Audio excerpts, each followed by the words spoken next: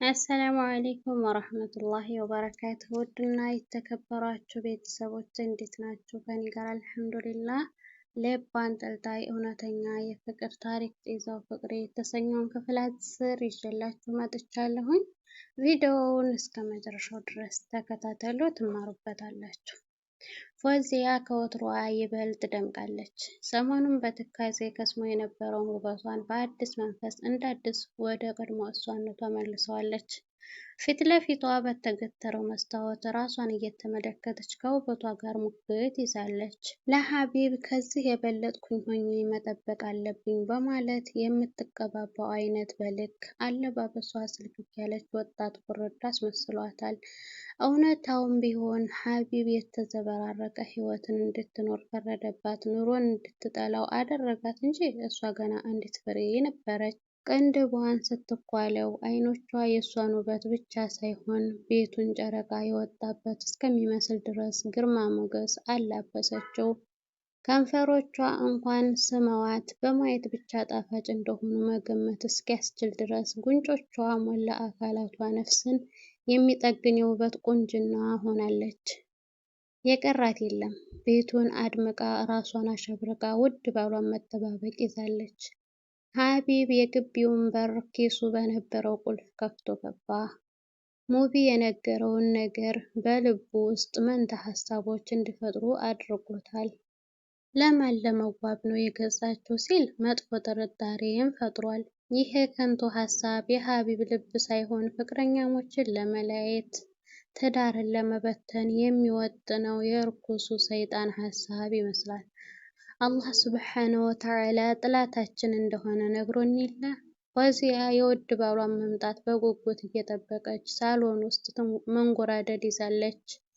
ሀቢብም የግቢውን በር አልፎ ከቤቱ ዋናው በር ስር ቆሞ በሩን ለማንኳኳት እጁን ሲሰነዝር አንዳች ኃይል አፍንጫውን ጎትቶ የሸሚዙን ኮሌታ አንቆ ወደ ውስጥ የሚያስገባው መሰለው። የቤቱ ጠረን ገና በሩቁ ይጣራ ነበር። ድግሱ ለሱ እንደሆነ ገባው። ፎዚያ በጥሩ መንፈስ ልቧንም ቤቷንም በፍቅር ሞልታ እየጠበቀችው እንደሆነ ተረዳ። ይህን የመሰለ ልዩ ዝግጅት እጅና እግሩን እሱነቱን ብቻ ይዞ ሊገባ አልፈለገም።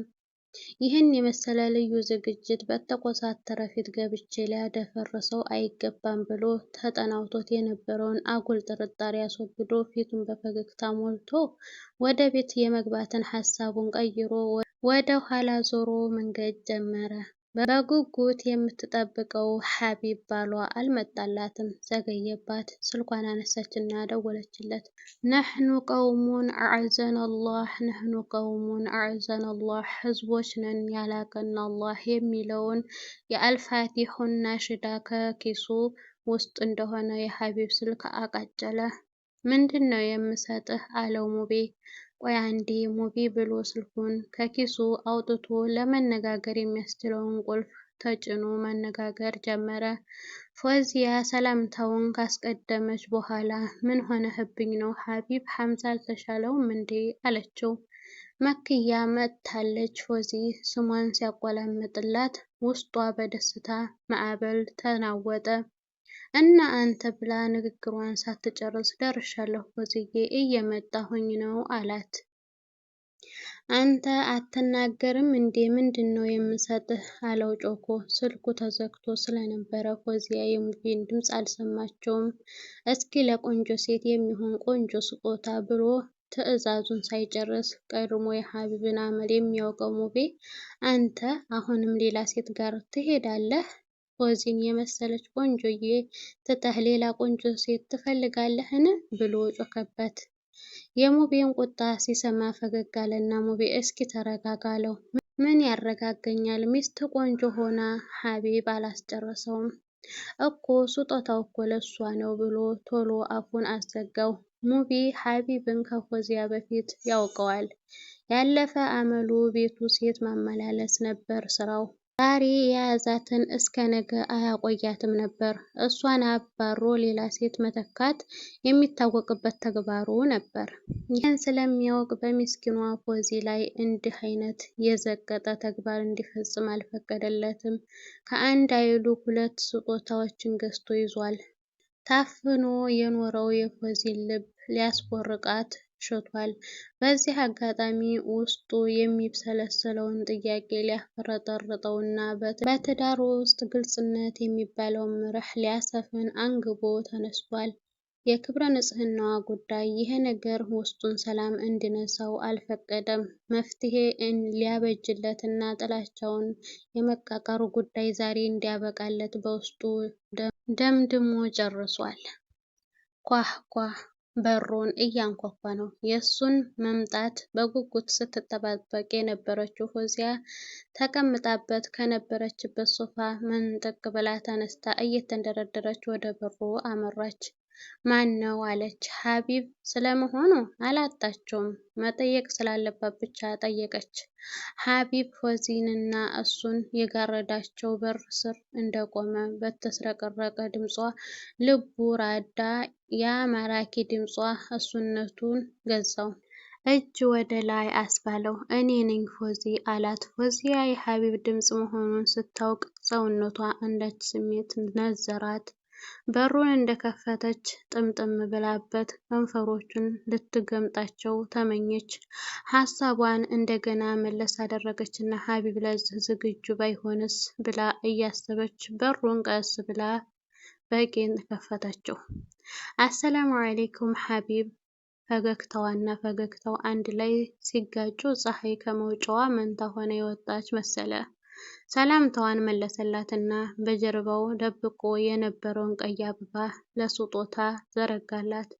የኔ ቆንጆ ብሎ አይኖቹን ሲያቅለሰልሳቸው ፎዚ ማመን አቃታት። በጣም ደስ ይላል የምር። በድንጋጤ እጆቿን ወደ ከንፈሮቹ አድርጋ ያአላህ አለች። እሷም በምላሹ ሀቢብ ብላ የተዘረጋላትን የፍቅራችንን እናድስ ውብ አበባ ተቀበለችው። ሀቢብም ወደ ፎዚ አንድ እርምጃ ቀረብ አለና እቅፉ ውስጥ አስገባት። በጣም ደስ ይላል። በእግሩ በሩን ገፋ አድርጎ ከከረመው በኋላ ውብ ከንፈሯን በስሱ ሳም አደረጋት። ፎዚ ለመጀመሪያ ጊዜ የተሳመች እስከሚመስላት ድረስ ስልምልም አለችና ከደረቱ ላይ ልጥፍ አለች። ፎዚዬ የኔ ውድ ከእቅፉ ውስጥ እንዳለች እያንሾካሾከ ሲጠራት ህልም እስከሚመስላት ድረስ ወደ ላይ ቀና አለችና አይን አይኑን እያየች ወዬ ሀቢብ አለችው። ታዲያስ ቤተሰብ የዛሬው ፓርት ይህንን ይመስል ነበር። በቀጣይ ፓርት እስከምንገናኝ ድረስ በክፍል 11 ሰላማችሁ ብዝት ይበለልኝ። ይመስለኛል ከዛሬው ፓርት ብዙ ነገር ትማራላችሁ ማለት ነው። በደንብ አዳምጡት። ቪዲዮውን ከወደዳችሁት ላይክ አድርጉ። ለቤቴ አዲስ የሆናችሁ ሰብስክራይብ በማድረግ ቤተሰብ ሆኖ የደወል ምልክቷን በማጥቆር ሁሌ የምለቃቸው ቪዲዮዎች እንዲደርሳችሁ አድርጉ ማለት ነው። ለምታበረታቱ ከልብ አመሰግናለሁኝ። ቤተሰብ የሆናችሁም ሀሳብ አስተያየታችሁን ኮሜንት ላይ አስቀምጡልኝ።